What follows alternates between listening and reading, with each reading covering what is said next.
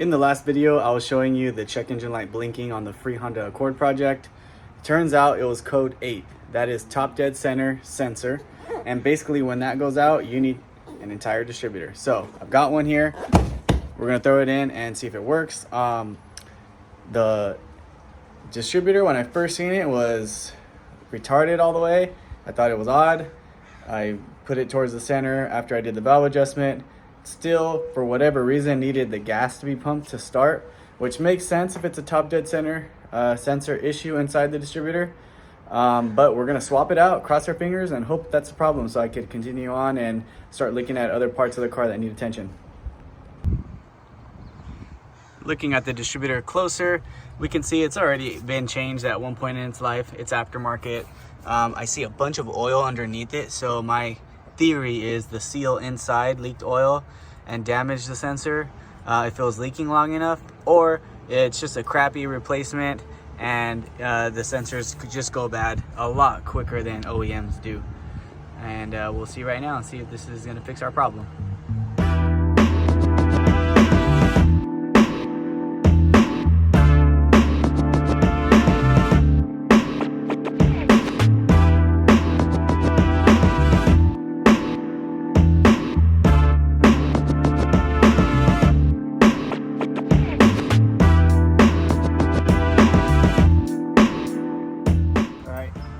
Jump back in and try to start this thing.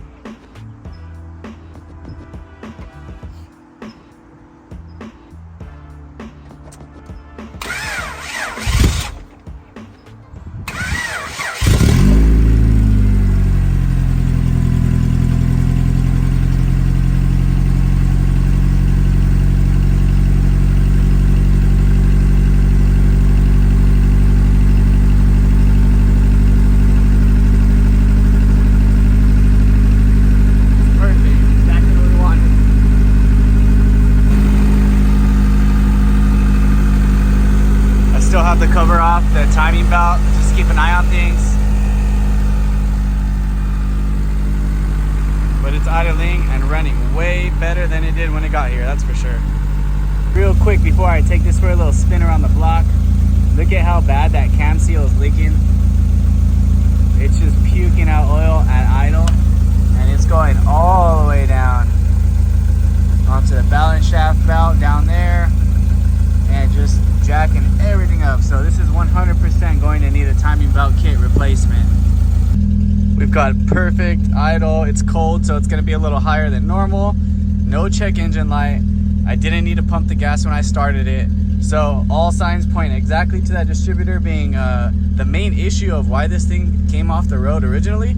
And now we can go to trying to fix the missing radio, see what brake lights are out, get two wheels that match. All right, I'm gonna turn on this AC, see if it gets cold. I got my little temp reader here, and I'm very curious about the sunroof, I'll be honest. I wanna see if this thing works, so let's see. Wow, without a hitch, that is amazing. Let's see if it closes right. That is probably the coolest thing about this car, I would say. Now let's just see if the AC cranks up, and I'll be super happy if this thing gets cold. While we do that, I'm gonna take this little thing for a spin.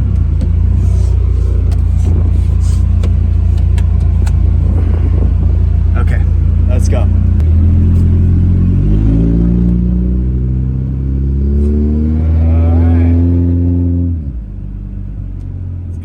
Shift.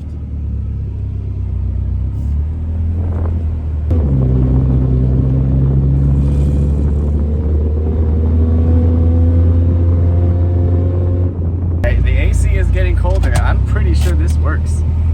Pulled it up by the garage, still letting it run. I've got the main fan turning on, but I don't think the AC fan's turning on, so I'm gonna have to double check that. But right now, it's been running, I'd say about 15-20 minutes, and we're at high 60s, mid 60s. So it could be lower if we're driving for sure. I know how these cars get when the condensers are old. But right now it's cold. And I mean, in an old car, I don't know if you could really expect anything better than that. Either way, stay tuned for the next one. Just wanted to give you guys an update, and we'll go from there. Peace.